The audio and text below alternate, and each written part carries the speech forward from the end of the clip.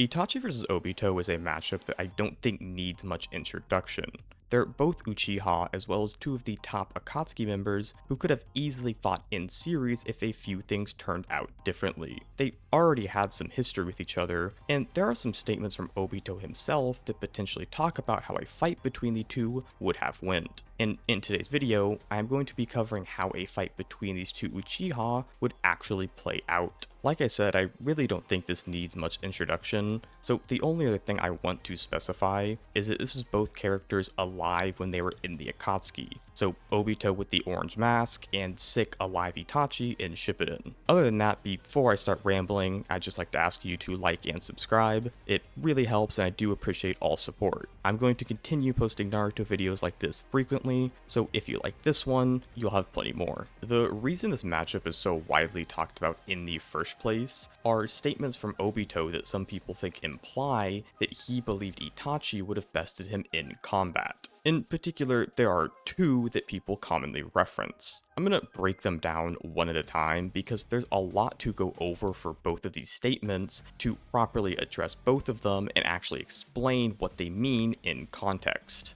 Going in chronological order, I'll start with the statement where Obito says that if Itachi knew everything about him, then he would be dead. I'm paraphrasing a bit here because I'm not going to read the entire statement, it will just be up on screen. There's a lot to go over here, but the first thing I want to talk about is what exactly Obito was referring to when he said if Itachi knew everything about him. What is it Itachi didn't know that was so important? To explain what I think this means, we need to look at the context of the scene, where Obito had just been hit by a trap from Itachi where he implanted his Amaterasu in Sasuke's eye. This hit Obito, and Obito survived the attack through seemingly unknown means.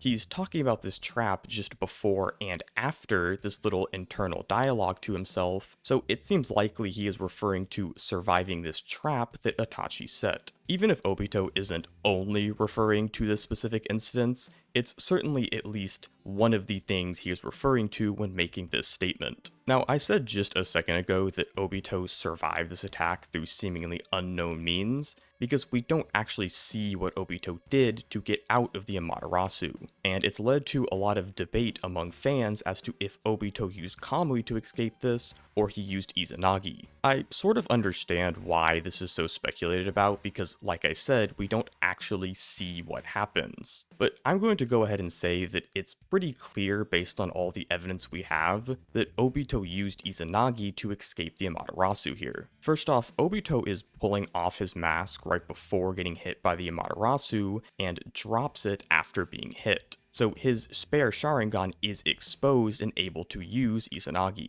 On top of this, we see Obito stumble into the darkness screaming in pain, and then it seems like his cries of pain slowly die out until there is silence, seeming to imply that he did actually just slowly die out from being burned away.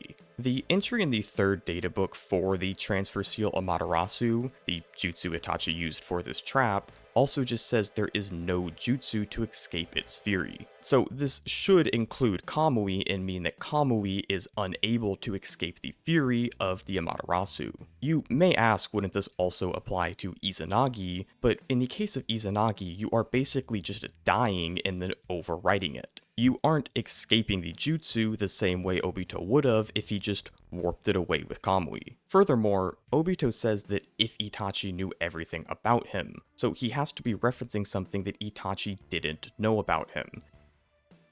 And whilst Itachi doesn't know the specifics of Kamui, he knows Obito has the ability to phase. Obito openly uses this ability in combat. So it's more likely to say that he is referring to the spare Sharingan hidden behind his mask that nobody knows about. Him using Izanagi here isn't even crazy, as we know Obito just has a wall of spare Sharingan lying around, so it's not exactly like it's a huge liability to use one to escape the situation. So all things considered, what I think this statement is saying is that Itachi didn't know Obito could use Izanagi, and Obito is glad that Itachi didn't know this, because if he did know this, he would have set up the trap in a different way that would have led to Obito's death. What exactly this different way is, I don't know. Could it be to Amaterasu? Could it be implanting a Tsukuyomi? we will never actually know for sure. However, it doesn't exactly matter what Itachi would have done to kill Obito here, because him being able to kill Obito with a surprise trap like this would not correlate to him being able to kill Obito in a straight up fight. Obito was completely taken off guard and shocked by Sasuke firing off an Amaterasu randomly, so it's pretty fair to say he was not prepared for this attack. While this statement and scene doesn't prove that Itachi would just straight up beat Obito, what it does prove is that if an Amaterasu lands on Obito, it forces him to use an Izanagi, which he could only use at max twice, and then he would be left blind. So while I do think this statement is pretty impressive for Itachi, it doesn't just definitively mean Itachi would beat Obito in a fight. Moving on to the second statement that people commonly use is Obito saying that they no longer need to keep the pact to stay away from Konoha now that Itachi is dead.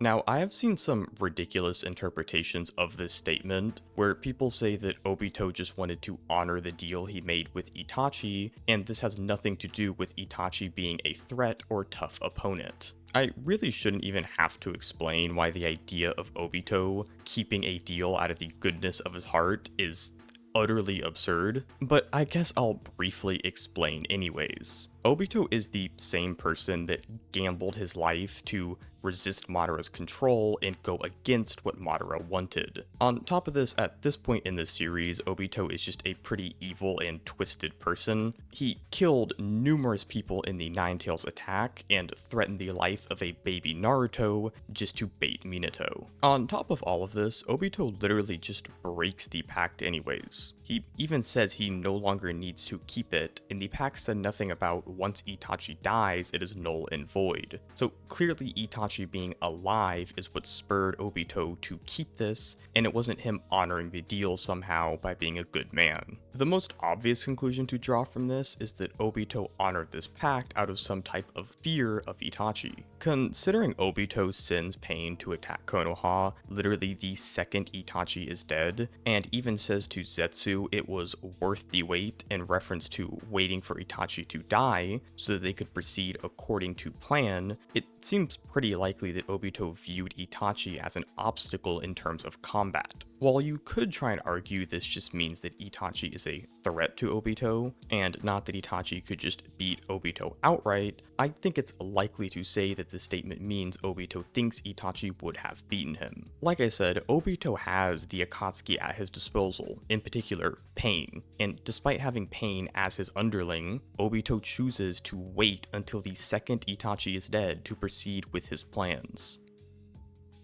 Obito doesn't really just wait around to continue his plans at any other point in the series, so saying he was just being patient wouldn't really make sense based on his character. On top of this, we've already seen that Itachi has abilities capable of killing Obito if they land, that being the Amaterasu, and as I'll get into in a minute, I think he has plenty of other ways that could kill Obito. Now, before I move on, I will address if you think this statement means Itachi is just a threat to Obito and not that he would definitively beat him. If we take it this way, this would at least mean that Itachi has the speed and reactions to combat Obito, since Obito can warp people away with just a touch due to Kamui. So bare minimum, this means Itachi is a great enough and specifically fast enough combatant to potentially avoid Obito and give him a tough time. Now, I did say I think Itachi has multiple ways to potentially beat Obito, the first one being Amaterasu, which I already covered, but the other one I was referencing is his Genjutsu. Itachi is well known for his Genjutsu, being one of the best users in the series and having what is at the time the strongest Genjutsu, Tsukuyomi. On the other hand, Obito's Genjutsu resistance feats are lacking to say the least. Specifically, he really has none, other than what would come naturally with just having a Sharingan. I know some people like to respond to this and say that Obito is very skilled at using Genjutsu because he controlled the Nine Tails and controlled Yagura. Without even getting into how impressive those two feats actually are, the issue with this line of argument is that your potency with using Genjutsu is not the same as your ability to resist Genjutsu. For example, Sasuke is able to break the Tsukuyomi with just a 3 Tomoe Sharingan, down, but then at the Kage Summit when he has an MS, it is stated his Genjutsu is still nothing compared to Itachi's. But aside from your potency of Genjutsu not directly being related to your resistance, I don't even really think that matters too much. I'm not going to say Obito literally can't resist any Genjutsu, it's just that there's nothing saying he could resist something on the level of a Tsukuyomi, Tsukuyomi being pretty consistently said to be the strongest Genjutsu up until fairly late in the series. Now, if Obito was unable to resist Itachi's Genjutsu, he would have two main options to try and avoid it. The first would be to just not make eye contact with Itachi, and the second would be to try and make his eyes go intangible to avoid the jutsu entirely. I'll address not making eye contact first because I think this is pretty simple to go over. While this is a way to try and avoid Sharingan Genjutsu, and we see Guy implement this, it's stated in the same scene that Guy is the only person who's really any good at this, so you have to develop your proficiency in fighting somebody while not making eye contact. I don't see any reason Obito would have developed this skill, and there's certainly no evidence to say he did, so he would likely just be worse in combat when implementing this. On top of this, not looking at Itachi's eyes would make Obito more vulnerable to being caught off guard by the Amaterasu, which, as we established earlier, is capable of killing him if it lands. So overall, the tactic of just not meeting Itachi's gaze is not a very good one for Obito. Now, the other way I brought up that Obito could avoid Genjutsu is by making his eyes intangible. Because his eyes would be in the Kamui dimension, it would be impossible for them to meet Itachi's gaze. We never see this implemented, but to be fair, nobody really tries to cast a Genjutsu on Obito, and I don't see any reason this wouldn't work theoretically. Now, a way Itachi could pretty easily get around this is that Obito has to materialize to attack or warp people away, and Itachi could simply just time a Genjutsu for when Obito materializes.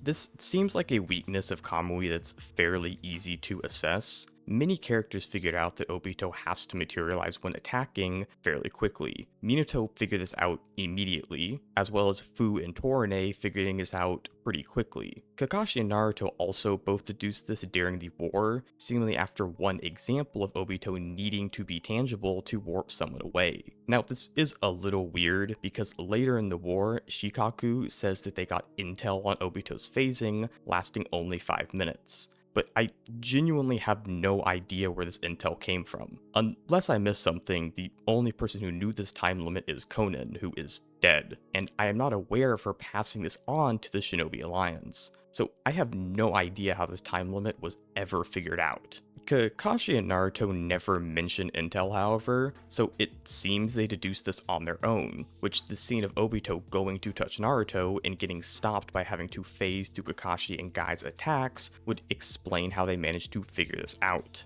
Conan also managed to deduce Obito's abilities, albeit over years and through unknown interactions. But regardless, someone as smart as Itachi would almost certainly figure this out. He deduced the weakness of Chibaku Tensei quicker than Naruto could, despite Naruto having seen Chibaku Tensei before, which Itachi has not. So if Naruto could figure out this weakness, Itachi certainly would. With Itachi implementing this, Obito really only has 3 ways around Itachi countering his Kamui this way, which would be warping Itachi away from behind to not make eye contact, warping Itachi away too quickly for him to activate a Genjutsu, or just resisting the Genjutsu, I guess. I covered Obito's resistance earlier, or lack thereof, so that's not very relevant. As for warping away Itachi too quickly for him to activate the Genjutsu, I doubt this is even possible.